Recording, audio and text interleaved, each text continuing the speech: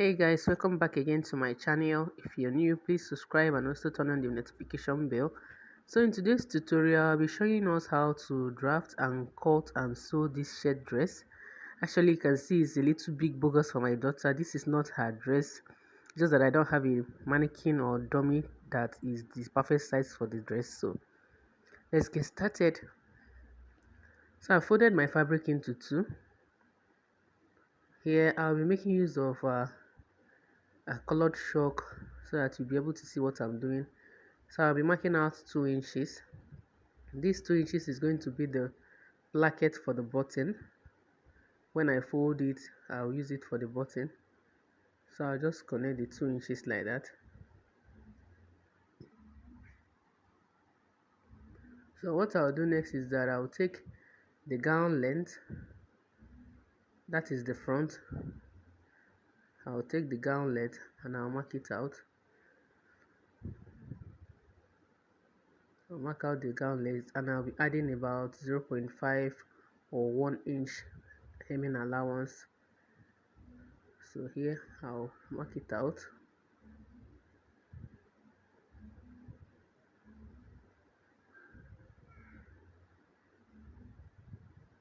So what I'll do next now is that I'll take the shoulder measurement divided by 2 and I'll also take the neck width. I'll take down about 0.9 or 1 inch for the shoulder slope. So from this point here, I'll take the armhole measurement divided by 2 and that is going to be the chest line. So here I'll get down the shoulder measurement divided by 2 and I'll connect. So that is it for now. So here I'll be placing the chest measurement divided by 4 and I'll add about 1.5 inches. I'll be shaping with 1 inch and I'll be leaving half for ease. So from that point here, I'll connect the line like that as if I'm cutting an A line. So I'll take the neck depth. So I'll get the neck depth for the back and I'll also get the neck depth for the front. Since it's a second neck, I'll just go ahead and connect the necklines. I'll connect the necklines. I'll connect for the back and I'll connect for the front. I'll first of all cut for the back. Then after using this to cut out the back, I'll now trim off the front one. So I'll be adding about 0.5 inches for joining the shoulders together. So to create the armhole curve, I'll get the midpoint. I'll come in by about 0.25 inches and I'll create the armhole curve. So that is what I'm doing. I'll create the armhole curve. Please, if you've not subscribed to my channel, please hit the subscribe button and also turn on the notification bell. Like this video, comment on my video. You can as well watch other videos. So what I'll do next is that I'll fold another fabric into 2. Here I'll be using the front cutouts for the guard line to cut for the back. So don't mind my slopey fold.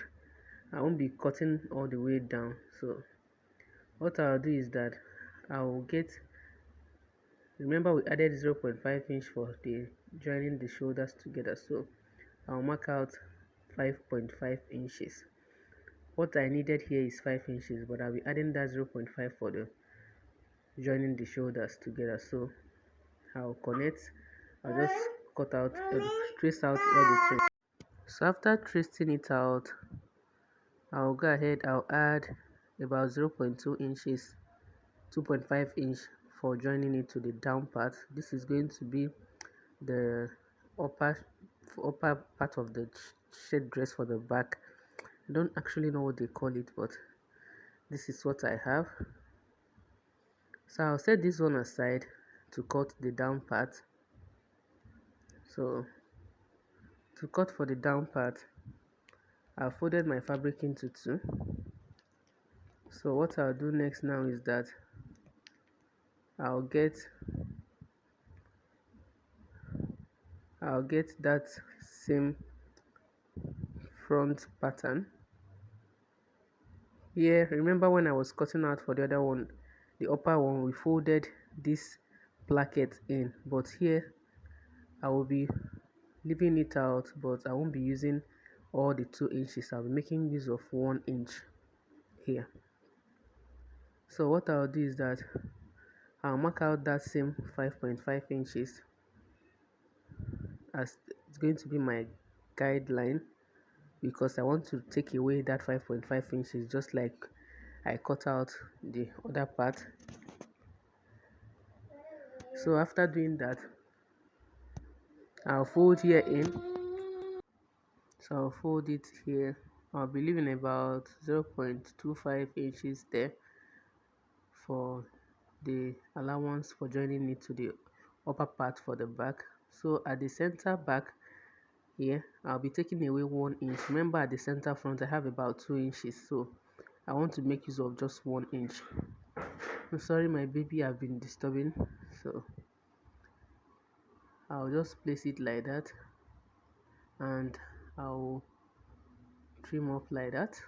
I didn't trim all the way down, so what I'll be doing here is that I'll be extending this side by whatever length you want. Mine, I made use of 8, and I'll also be coming down, since it's a kind of high-low shirt dress, so I'll be coming down to by whatever length you prefer. So here I'll come down by, that is 8 inches. So I'll just create it like that, a straight line, and I'll try to create a curve like a shirt, a curve like, what will I call it, a shirt like curve.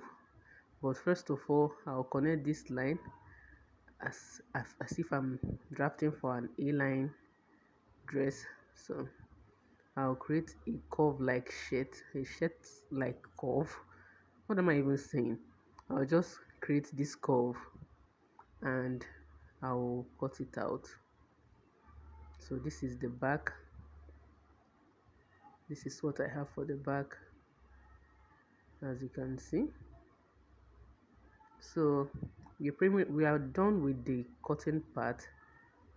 So what you are left now is the sewing part.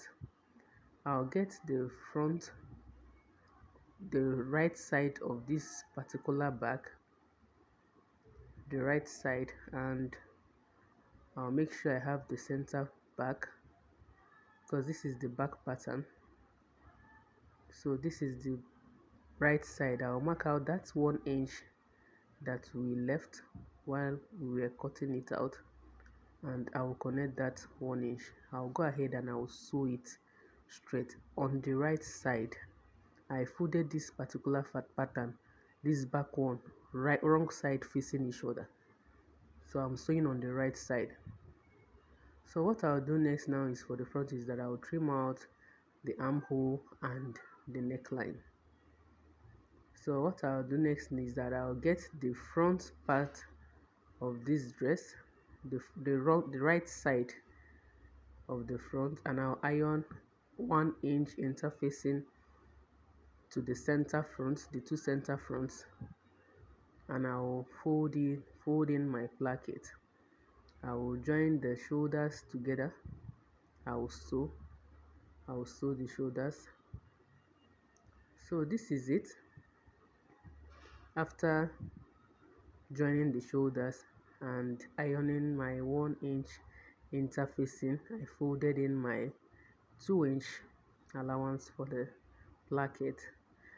I folded this towards the right side of my fabric, as you can see.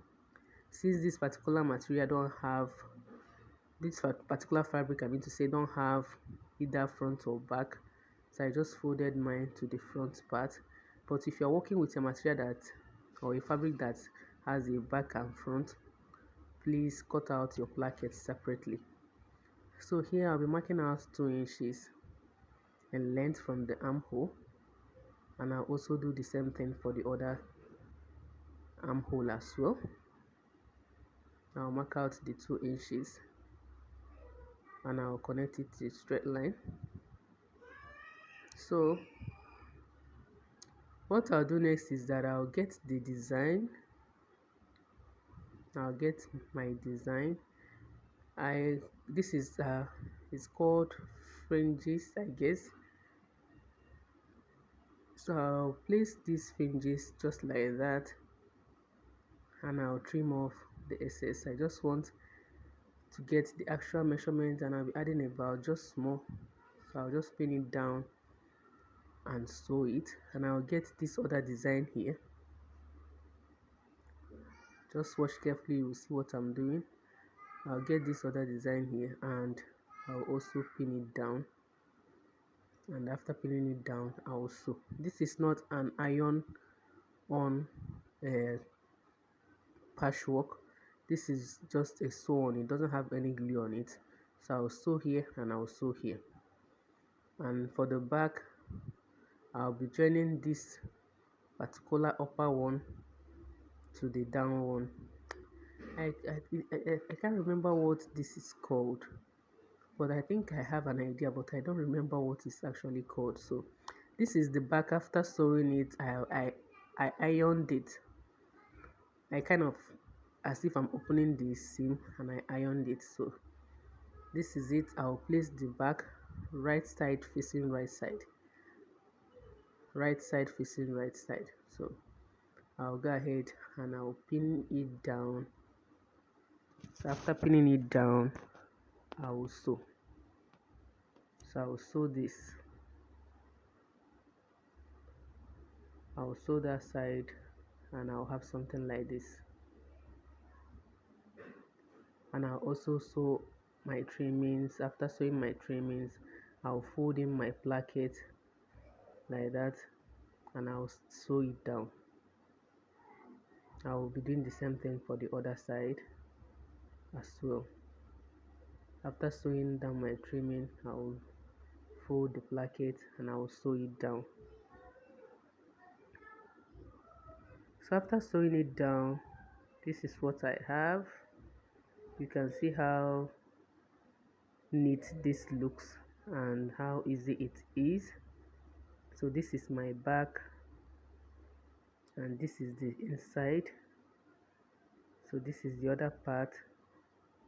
I've also ironed it. I'll advise you, if you want to make something like this, please don't sew with a stretchy fabric. So I've also used my overlocking machine, my serger, to weave, to overlock the armhole. So I'll just fold in little bits and pin it down. So after pinning it down, I will sew it, and I'll also be doing the same thing for the other armhole. I'll fold it in and pin it down and sew. So this is what I have after sewing it. You can as well use a bias tape to finish the armhole. If you prefer a bias tape, you can use a bias tape to finish the armhole. So now to shape out the gown, what I'll do is that I'll just hold the right side facing right side and the armholes together just like that, and I will sew it all the way down. I'll pin it and sew it all the way down. So I'll pin it, and after pinning it, I'll sew it down. Remember we added 1.5 inch allowance, but here I'll be sewing with 1 inch. I'll be leaving half inch for ease, so I'll sew with 1 inch. I'll also do the same thing for this other side as well. I'll pin it down and sew. So after sewing, I'll use my overlocking machine to overlock the down part. So this is what we have. As you can see, this is the inside, and I've already overlocked the down part, or weave the down part. So I'll just go in and I'll fold tiny bits, about 0.25 inches. So I'll go ahead, I'll pin it down, and so after sewing I'll give it a good press, and the curves will come out very neat. So here I've already added my placket, my collar. So if you want to see how I added this bishop collar, I have the link to the video on my description box below. Just click on the link and you will watch it. So what I'll be doing is that I'll be marking out the buttonholes. So I'll go ahead and mark out my buttonholes. I made a gap of 2 inches, since it's just a free shirt that won't be tight and won't be opening. Just that I want the buttons to be the kind of design to it. So this is it. This is the final look of the dress. So guys, please don't forget to subscribe, like and share this video. See you on my next video. Happy sewing.